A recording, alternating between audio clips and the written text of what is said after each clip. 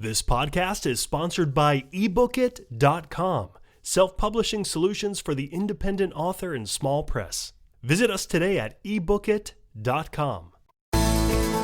Welcome to the Toastmasters Podcast, the official podcast of Toastmasters International.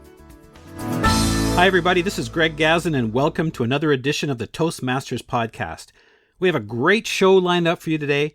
Not only do we have one guest, we have three. We have Jan Vecchio from Sydney, Australia, District 70, Region 12. We have Carl Duivenvoorden from New Brunswick, Canada, District 45, Region 9. And finally, we have Pamela McCown from Pasadena, Texas, District 56 in Region 3. Now, these incredible Toastmasters have something in common. Yes, they're all Distinguished Toastmasters, but also they're all Chief Ambassadors. They are the leaders in their respective districts that have been charged with the task about spreading the word about Toastmasters International's new Revitalized educational program. If you want to hear more about the Revitalized educational program, check out podcast number 74, where past International President Pat Johnson and CEO Dan Rex talk about the program, or you can visit toastmasters.org/REP.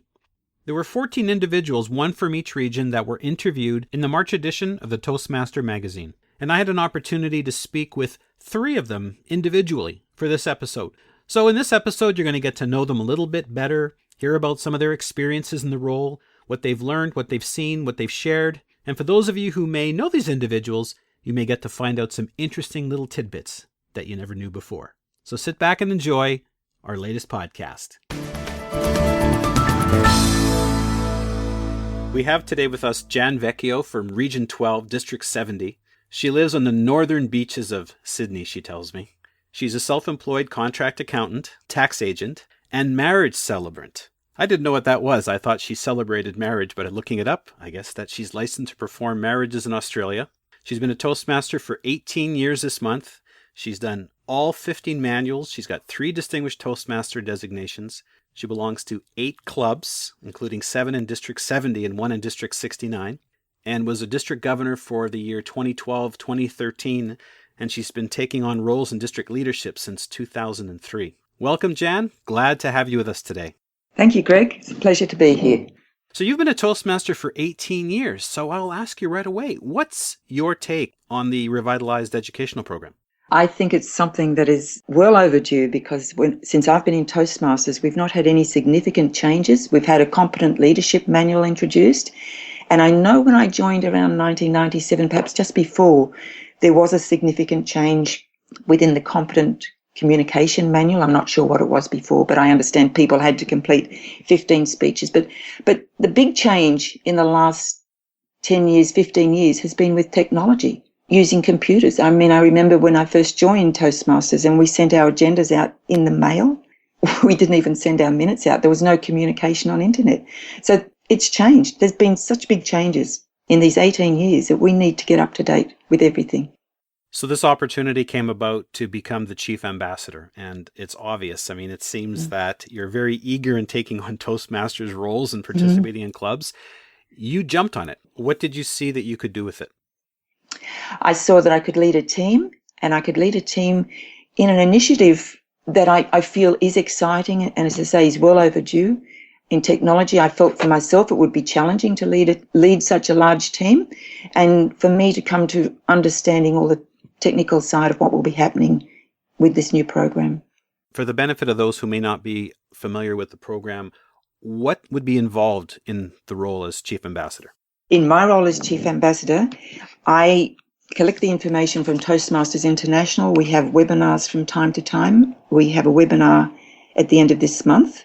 And what I do, I collect in fact, while that webinar is on, I'm collecting information, and then I collate that and send it out to my ambassadors so that they are fully aware of what is happening. I want to keep them up to date, informed at all times.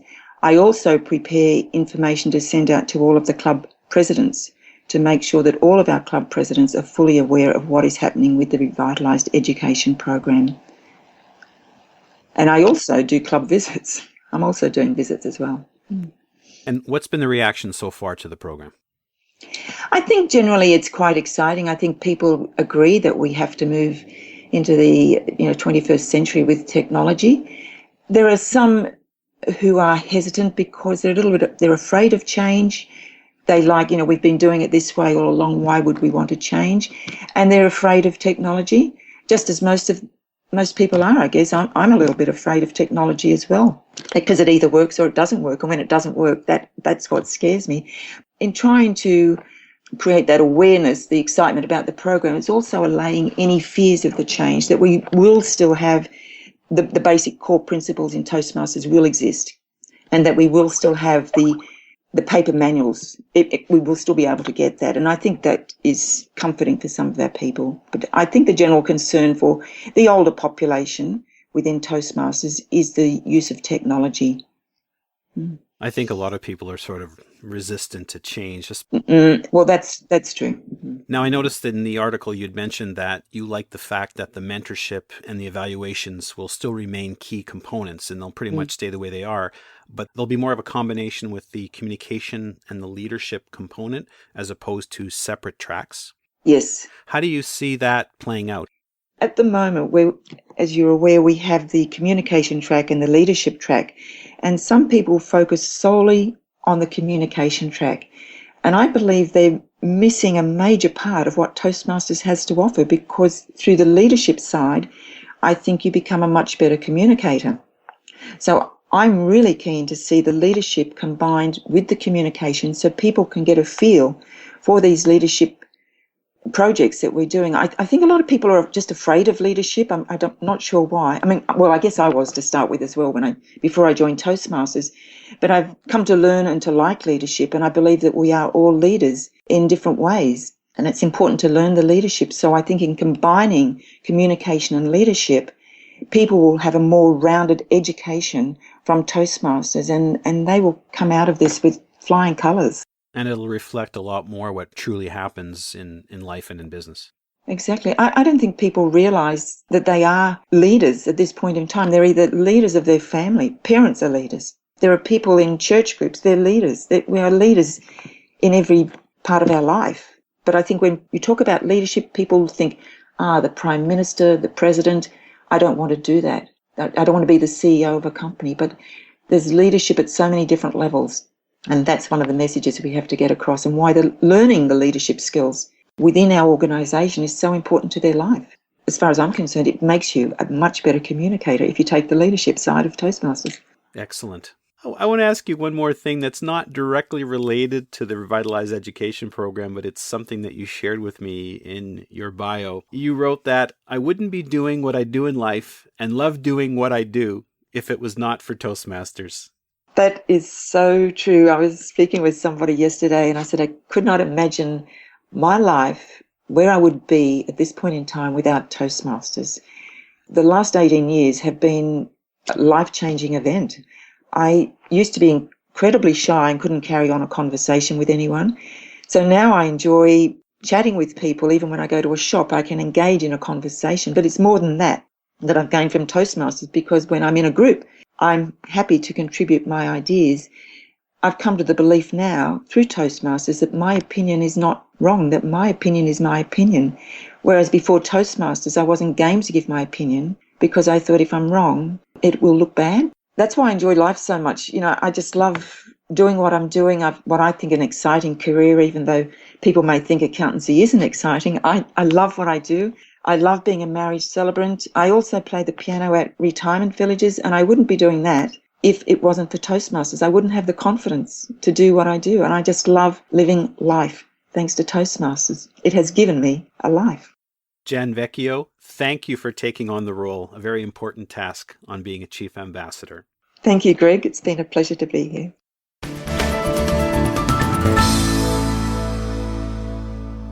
We're pleased to have with us another Chief Ambassador. He's from District 45. He lives in New Brunswick, Canada. District 45 comprises of about 100 clubs in 3 Canadian provinces and 3 U.S. states on the eastern seaboard. Carl Duivenvoorden is a Distinguished Toastmaster, past district governor, and he joined Toastmasters in September of 1989, and he was sure to tell us that he never left. He was a Distinguished District Governor, received a presidential citation in 2013, and he continues to remain active. Welcome, Carl. Thank you very much, Greg. It's a pleasure to be on the podcast. You joined Toastmasters in 1989, and I love that in your bio you said, and you never left. As a long-standing member, you say that you're always interested in new opportunities and challenges that would really stretch you. How does the role of Chief Ambassador do that for you? Well, as you mentioned, I have been a member of Toastmasters for quite a while. I actually joined Fredericton Toastmasters in September of 1989. And I can remember walking into that first meeting, and I met a lot of wonderful people, learned about this program. Well, I never left.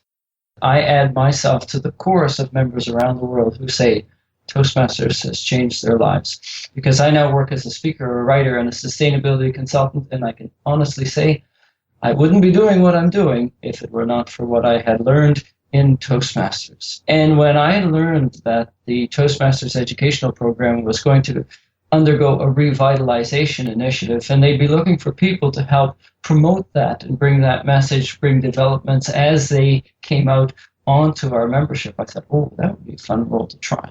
That's awesome. So what in particular excites you most about the new Revitalized education program? Oh, whenever I learned what was coming, I think the one thing that jumped out at me was the personal learning path, and the chance that we can all of a sudden focus our Toastmasters learning toward the things that we need most in our career, or the things that interest us the most, or perhaps in an area where we have our perceived greatest personal need. And I think this new Revitalized educational program with the personal learning path enables that distinction to happen earlier. And today's members, members expect flexibility. It's not one size fits all today in our global organization. So I really like the personalized approach and the fact that there will be so many nice real world projects available. So everyone has the projects, but yet they can all they'll be able to customize the way they want to learn.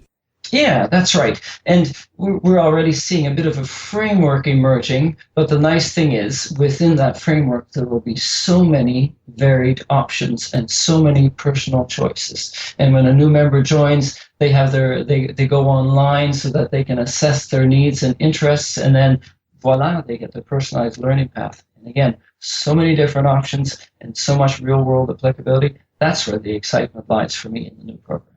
Awesome. You're the Chief Ambassador, and your role is to oversee the other ambassadors.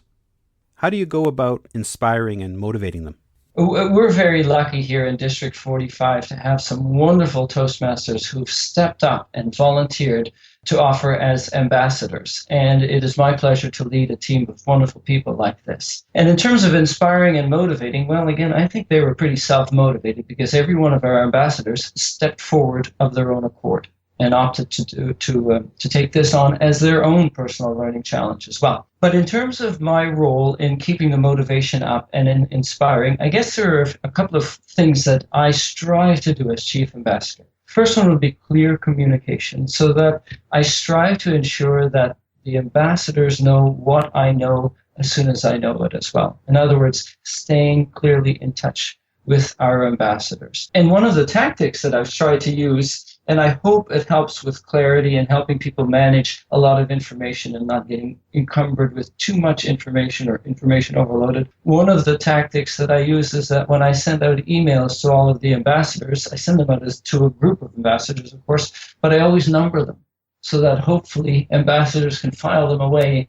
And then if ever we need to go back, I say, oh, remember email number 5? It was mentioned in there, or that type of thing. So I think we're up to about number 15 by now with emails to all of our ambassadors. But I think clear communication is really important, and especially where the process of the Revitalized education program has changed a little bit as it's been developed. So that's one, clear communication. Number 2, I try to follow up. Try to make sure that I'm punctual in my responses. When an ambassador sends me a note with a question, I'll do my best to answer all questions and make sure that they have the support they need to do the job that we're asking of them. I also try to lead by example. I don't expect that ambassadors will do anything that I wouldn't do. And in fact, I've pinch hit for our local ambassador here at some local clubs where I've gone in as the ambassador and presented to those clubs, because those clubs happen to be a lot closer to me than to the nearest ambassador. And then finally, I think acknowledgement is a really important part of motivation as well.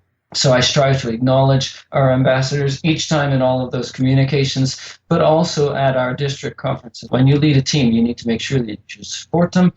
You need to make sure that you acknowledge them. And maybe here's a good testimonial to the fact that I hope at least it's a testimonial to where that process is working, because recently all of the ambassadors were asked if they were willing to extend their terms. And we had 100% retention here in District 45. Wow, that's great. Actually, on that note, we know that there have been some delays with the program. What's your take on that, and how are you handling it? I'm not totally surprised that the program is taking a little bit longer to develop than we initially expected. You know, it's a huge, huge undertaking. I can remember being in on a webinar that was led from World Headquarters, and the lady in charge of the program, Sally Newell-Cohen, mentioned on that webinar that this is the largest project Toastmasters has undertaken by far in its history, and it's touching every single department. So in a way, we shouldn't be surprised that perhaps it's taking a little bit longer than we initially expected.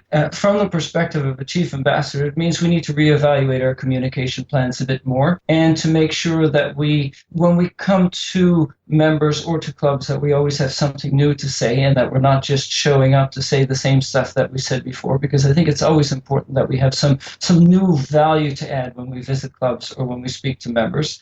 In the larger picture, really, it's not bothering me at all to say, you know, the program's taking a little bit longer, but really it's so much more important that we do it right than that we do it fast. Thank you very much for that, Carl. I'm going to ask you just one final question. Your ambassadors are doing presentations at the various clubs, and of course you mentioned that you do them as well. What's the message that you feel the clubs should be left with after the ambassador's visit? There are two key messages that I think are critical for our members. First, the new program will be very exciting, and it will definitely be worth it. So let's keep our patience and recognize that when it comes, it will be wonderful, it will be exciting, it will be worth it.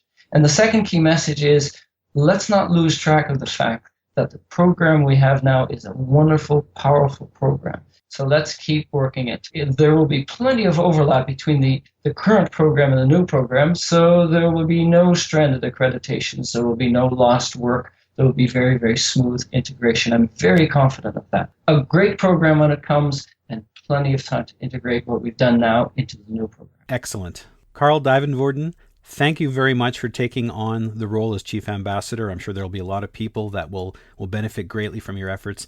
And thanks for taking the time to be with us here today. In both cases, it's my pleasure.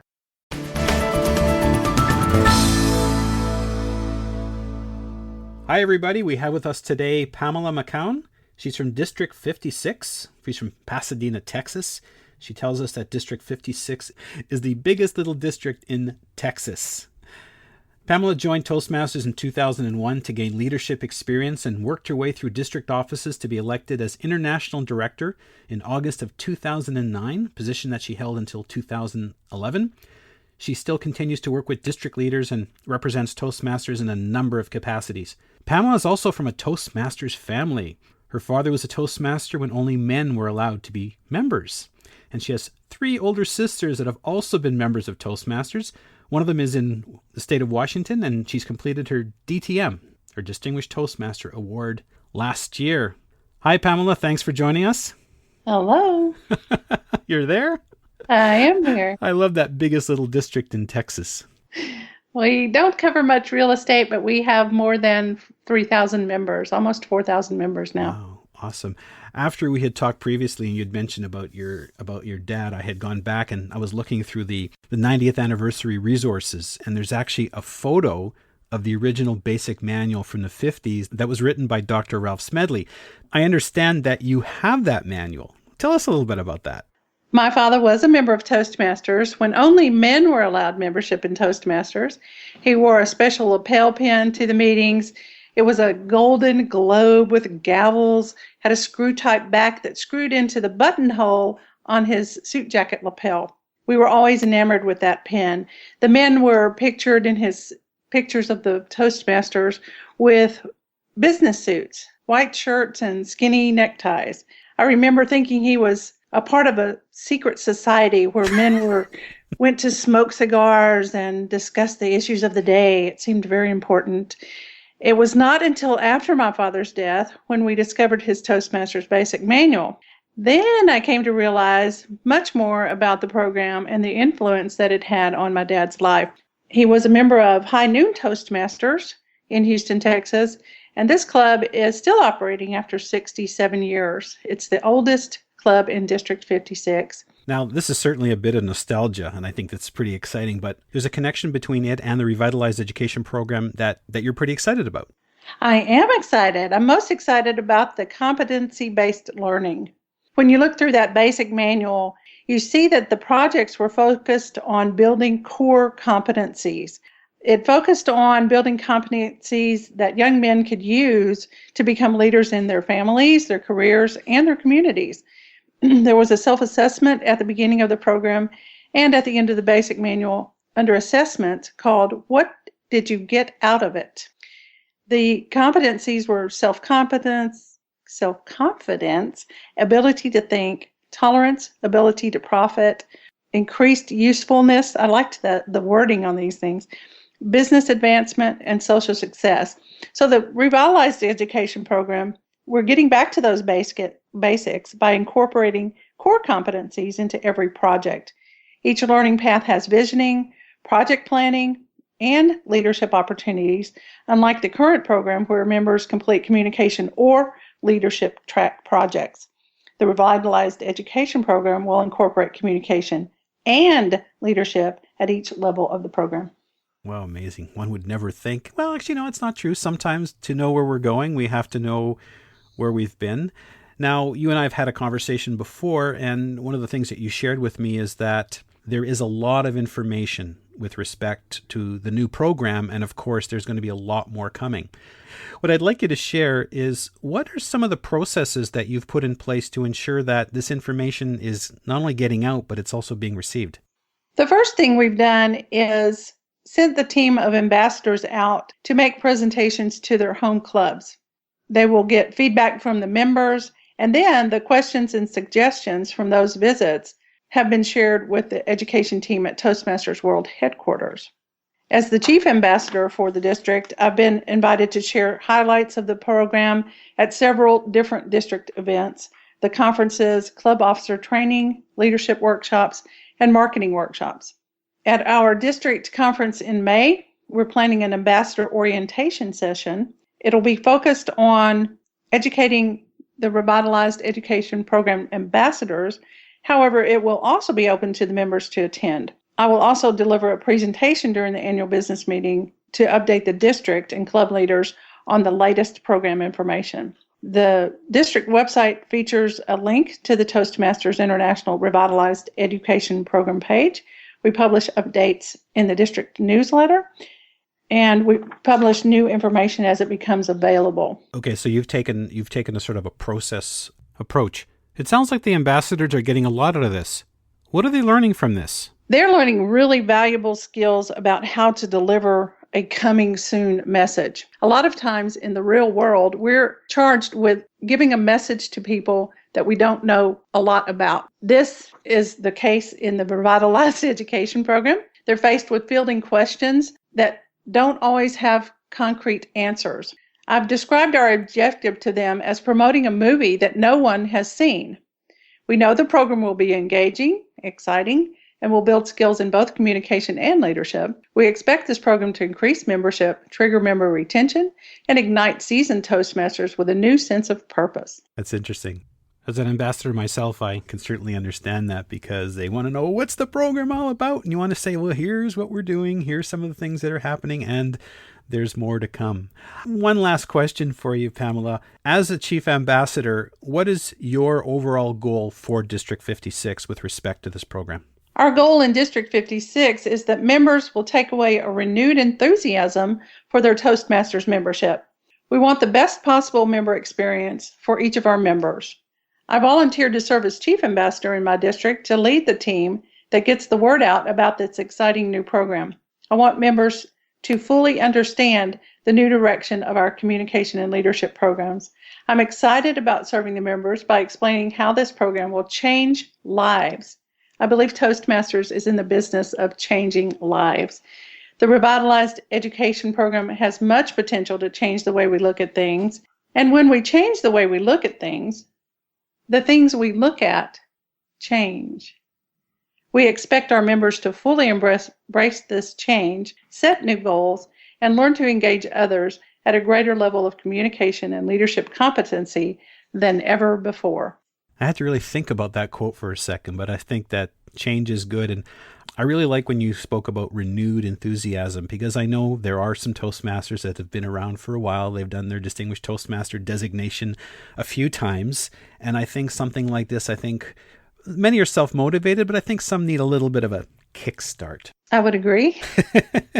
The Distinguished Toastmaster thinks that they've been there, done that. DTM sometimes means don't time me. And they forget about project objectives and the mentoring that they can provide to club members. I think this Revitalized program will give them that opportunity to learn something new and then to teach it and mentor others. Pamela McCown, thank you so much for your time. And once again, thank you for stepping up and being one of our chief ambassadors. Again, like all the other chief ambassadors and learning ambassadors and everyone that's taking a part in helping this program move forward, thanks for being with us today. You're welcome. Thank you.